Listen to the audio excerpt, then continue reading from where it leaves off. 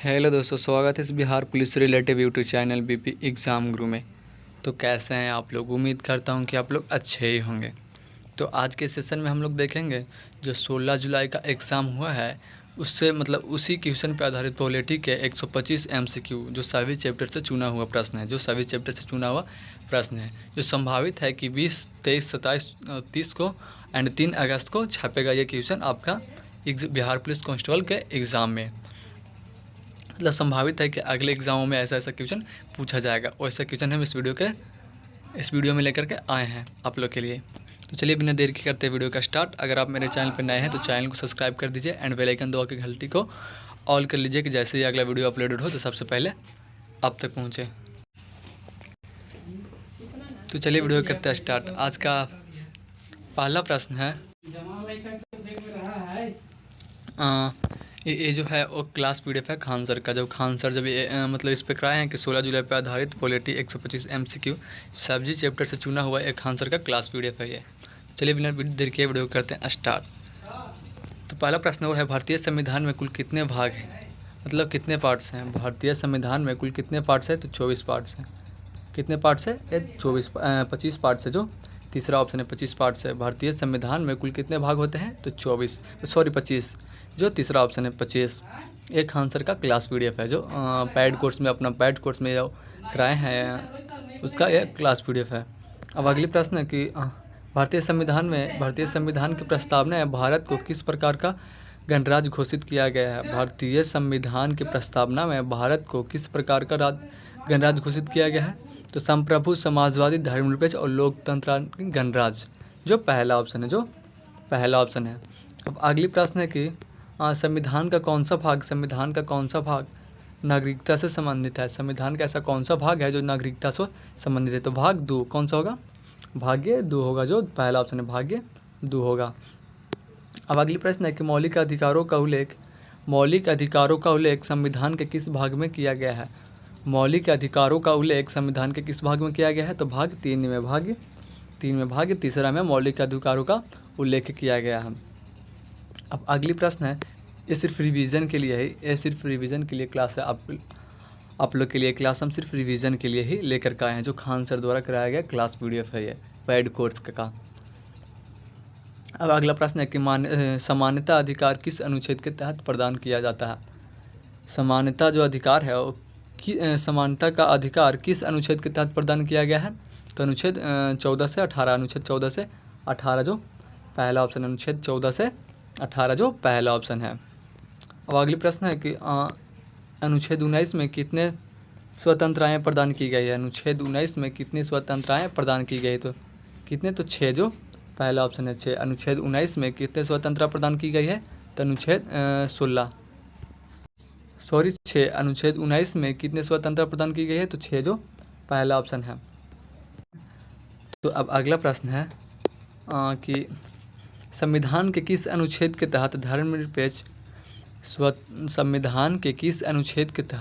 की स्वतंत्रता का अधिकार दिया गया है? संविधान के किस अनुच्छेद के तहत धर्म की स्वतंत्रता का अधिकार दिया गया है? तो अनुच्छेद 25 से 28 में। अनुच्छेद 25 से 28 में जो पहला ऑप्शन है। अनुच्छेद 25 से 28 में जो पहला ऑप्शन है।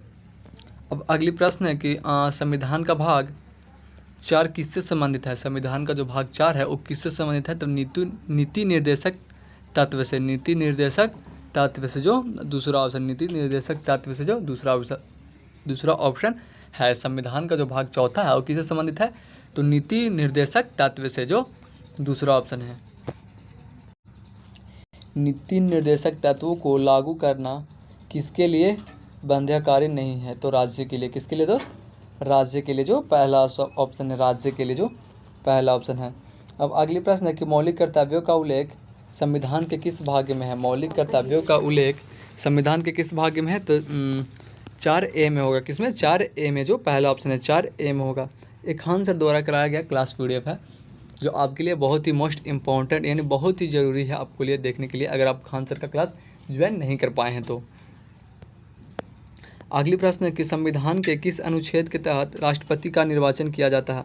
मतलब कि संविधान के किस अनुच्छेद के तहत राष्ट्रपति का निर्वाचन होता है? तो अनुच्छेद 54 के तहत होता है। अनुच्छेद 54 के तहत होता है जो दूसरा ऑप्शन अनुच्छेद 54 के तहत होता है। संविधान के किस अनुच्छेद के तहत राष्ट्रपति का निर्वाचन होता है दोस्त? तो अनुच्छेद 54 के तहत, जो दूसरा ऑप्शन है अनुच्छेद 54 के तहत। अब अगली प्रश्न है कि उपराष्ट्रपति का कार्यकाल कितने वर्षों का होता है? उपराष्ट्रपति का कार्यकाल कितने वर्षों का होता है? तो कितने वर्षों का होता है दोस्त? तो 5 वर्षों का होता है, जो पहला ऑप्शन है 5 वर्षों का। उपराष्ट्रपति का कार्यकाल कितने वर्षों का होता है? तो 5 वर्षों का, जो पहला ऑप्शन है।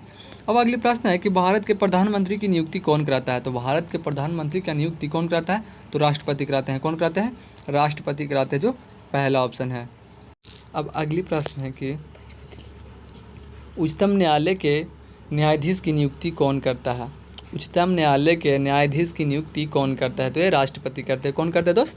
राष्ट्रपति करते हैं, जो पहला ऑप्शन है राष्ट्रपति करते हैं। कौन करते हैं? राष्ट्रपति। अब अगली प्रश्न है कि संविधान का भाग 6 संविधान का भाग 6 है, वो किससे संबंधित है? तो किससे संबंधित है? तो राज्य सरकार से। किससे? राज्य सरकार से, जो पहला ऑप्शन है राज्य सरकार से संबंधित है। अब अगली प्रश्न है कि राज्यपाल की नियुक्ति कौन करता है? राज्यपाल की नियुक्ति कौन करता है? तो राष्ट्रपति करते हैं। कौन करते हैं? राष्ट्रपति करते हैं, जो पहला ऑप्शन है राष्ट्रपति करते हैं। राज्यपाल की नियुक्ति कौन करता है? तो राष्ट्रपति करते हैं। बिल्कुल ही मोस्ट इंपॉर्टेंट क्वेश्चन इस सेशन में आप लोग के लिए लेकर के आए हैं, जो खान सर द्वारा कराया गया क्लास PDF है। ये पैड कोर्स का खान सर का जो क्लास PDF है, वो आपके लिए इस सेशन में हम लेकर के आए हैं। और अगली प्रश्न है कि संविधान के किस अनुच्छेद के तहत आपातकाल की घोषणा की जा सकती है? संविधान के किस अनुच्छेद के तहत आपातकाल की घोषणा की जाती है? तो अनुच्छेद 352 के तहत। अनुच्छेद 352 के तहत, जो पहला ऑप्शन है। संविधान के किस अनुच्छेद के तहत आपातकाल की घोषणा होती है दोस्त? तो अनुच्छेद 352 के तहत। अनुच्छेद 352 के तहत। और यहाँ पे पूछे कि कौन करता है? तो राष्ट्रपति। कौन करते हैं? तो राष्ट्रपति करते हैं। आपातकाल की घोषणा कौन करते हैं? तो राष्ट्रपति करते हैं, जो यहाँ पे लिखा हुआ है। ये खान सर लिखे खुद से ही, खान सर का क्लास PDF है ये। अब अगली प्रश्न है कि वित्तीय आपातकाल का प्रावधान संबंधित संविधान के किस अनुच्छेद में है? वित्तीय आपातकाल का प्रावधान संविधान के किस अनुच्छेद में है? वित्तीय आपातकाल का जो प्रावधान है वो संविधान के किस अनुच्छेद में है? तो संविधान के कौन से अनुच्छेद में है? तो अनुच्छेद 360 में होगा। अनुच्छेद 360 में होगा। अनुच्छेद 360 में होगा, जो तीसरा ऑप्शन है अनुच्छेद 360 में। अब अगली प्रश्न है कि संविधान संशोधन की जो प्रक्रिया है उसका उल्लेख किस अनुच्छेद में है? तो 368 में। कौन सा अनुच्छेद में? 368 में होगा, जो पहला ऑप्शन है। 368 अनुच्छेद में उसका उल्लेख किया गया है। अब क्वेश्चन नंबर 20 है कि पंचायती राज संस्थाओं से संबंधित प्रावधान संविधान के किस भाग में है? पंचायती राज संस्थाओं से संबंधित प्रावधान किस भाग में है? तो पंचायती राज संस्थाओं का संबंध प्रावधान संविधान के किस भाग से है? तो भाग 9 से होगा। भाग 9 से होगा, जो पहला ऑप्शन है भाग 9 से होगा। अब अगली प्रश्न है कि नगर पालिकाओं से संबंधित प्रावधान संविधान के किस भाग में है? तो किस भाग में है? तो 9A में होगा। 9A में होगा, जो पहला ऑप्शन 9A में होगा, जो पहला ऑप्शन है। अब क्वेश्चन नंबर 22 है कि अनुसूचित क्षेत्रों और जनजातियों के प्रशासन और प्रधान की अनुसूचियाँ में है। तो पाँचवीं अनुसूची में और छठवीं अनुसूची में। पाँचवीं अनुसूची में और छठवीं अनुसूची में। अब अगली प्रश्न है कि संविधान की 7वीं अनुसूची में क्या शामिल है? संविधान की 7वीं अनुसूची में क्या शामिल है? तो संघ राज और समावर्ती सूची। संघ राज और समावर्ती सूची, जो पहला ऑप्शन है। अब अगली प्रश्न है कि 8वीं अनुसूची में कितने भाषाओं का मान्यता दी गई है? 8वीं अनुसूची में कितने भाषाओं का मान्यता दी गई है? तो 8 भाषाओं का। कितने भाषाओं का? 8 भाषाओं का। 22। 8वीं अनुसूची में कितनी भाषाओं का मान्यता दी गई है? तो 22 भाषाओं का, जो पहला ऑप्शन है 22 भाषाओं का। 8वीं अनुसूची में कितने भाषाओं का मान्यता दी गई है? तो 22 भाषाओं का। कितने भाषाओं का? 22 भाषाओं का पूर्ण रूप से मान्यता दी गया है। अब अगली प्रश्न है कि दल बदल विरोधी कानून का प्रावधान किस अनुसूची में है? दल बदल विरोधी कानूनी का प्रावधान किस अनुसूची में है? तो 10वीं अनुसूची में। कौन सा अनुसूची में है? तो 10वीं अनुसूची में, जो पहला ऑप्शन है। 10वीं अनुसूची में, जो पहला ऑप्शन है। अब अगली प्रश्न है कि संविधान सभा की पहली बैठक कब हुई थी? संविधान सभा की पहली बैठक कब हुई थी? तो 9 दिसंबर 1946 में। 9 दिसंबर 1946 में जो पहला ऑप्शन, 9 दिसंबर 1946 में संविधान सभा की पहली बैठक कब हुई थी? तो 9 दिसंबर 1946 में। अब अगला प्रश्न है कि संविधान सभा के अस्थायी अध्यक्ष कौन थे? संविधान सभा के अस्थायी अध्यक्ष कौन थे? तो डॉक्टर राजेंद्र प्रसाद। डॉक्टर राजेंद्र प्रसाद जो पहला ऑप्शन, डॉक्टर राजेंद्र प्रसाद। अब अगला प्रश्न है संविधान सभा की प्रारूप समिति के अध्यक्ष कौन थे? संविधान सभा के प्रारूप समिति के अध्यक्ष कौन थे? तो doctor B R Ambedkar. Doctor B R Ambedkar जो पहला ऑप्शन है, जो डॉक्टर बी आर अम्बेडकर जो पहला ऑप्शन है। अब अगली प्रश्न है कि उद्देश्य प्रस्ताव किसने प्रस्तुत किया था? मतलब ऑब्जेक्टिव रिएक्शन किसने प्रस्तुत किया था? तो जवाहरलाल नेहरू ने। जवाहरलाल नेहरू जो पहला ऑप्शन है, जवाहरलाल नेहरू जो पहला ऑप्शन है।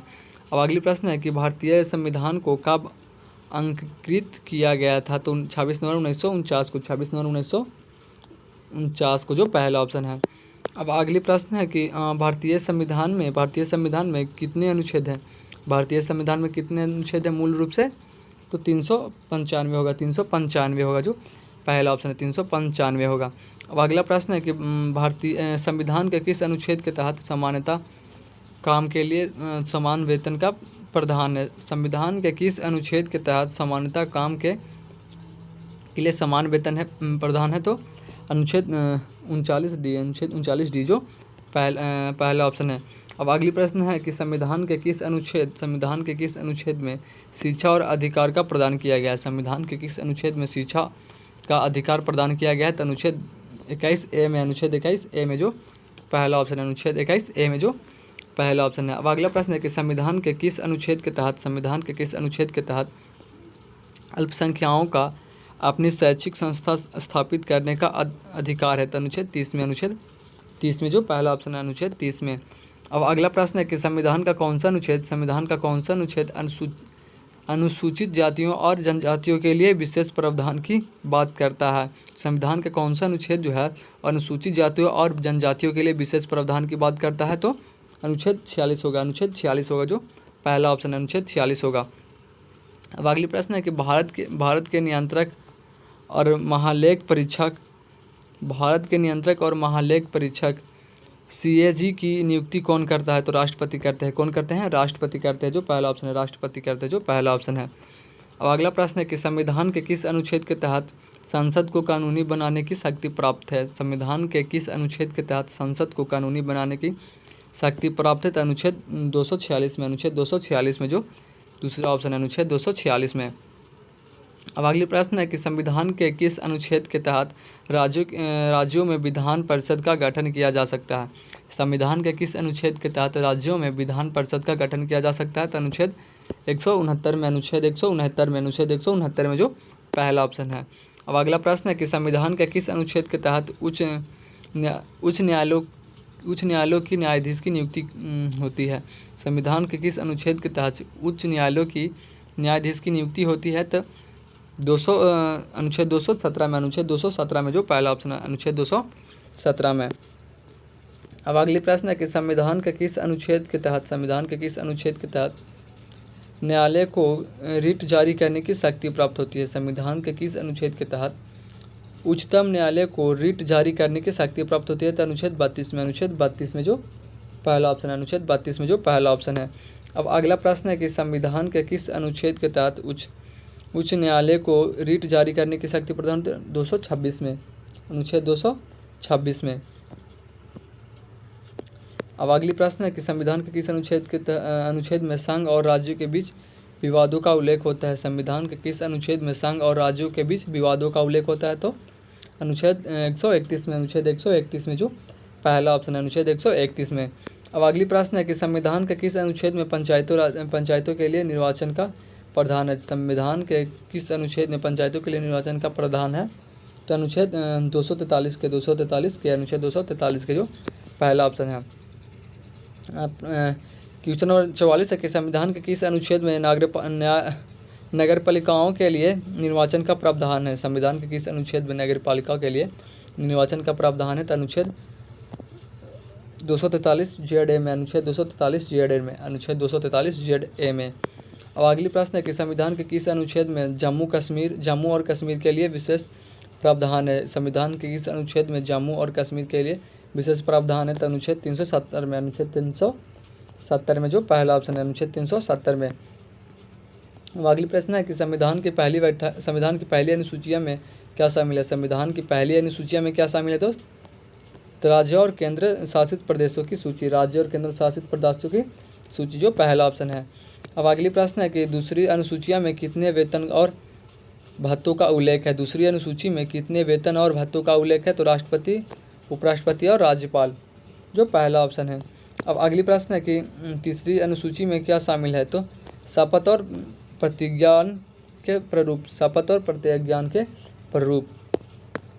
अब अगला प्रश्न है कि चौथी अनुसूची में किसके लिए प्रधान है। चौथी अनुसूची में किसके लिए प्रधान है। तो राज्यसभा में सीटों का आवंटन, राज्यसभा में सीटों का आवंटन जो पहला ऑप्शन है, जो पहला ऑप्शन है। अब अगली प्रश्न है कि छठी अनुसूचियों में किन राज्यों के जनजातीय क्षेत्रों का प्रधान है। छठी अनुसूची में किन राज्यों के जनजाति का प्रधान है। तो असम, मेघालय, त्रिपुरा और मिजोरम जो पहला ऑप्शन है। क्वेश्चन नंबर 51 है कि न्यायवीय अनुसूची का उद्देश्य क्या है। तो भूमि सुधार और अन्य कानूनों पर न्यायिक समीक्षा से सक्षम जो पहला ऑप्शन है। अब अगली प्रश्न है कि 11 अनुसूचियों में क्या शामिल है। 11 अनुसूचियों में क्या शामिल है। तो पंचायतों का कार्य जो पहला ऑप्शन है। पंचायतें का कार्य बिल्कुल फास्ट रिविजन किया जा रहा है दोस्त। खान सर का पैड कोर्स का क्लास PDF है ये।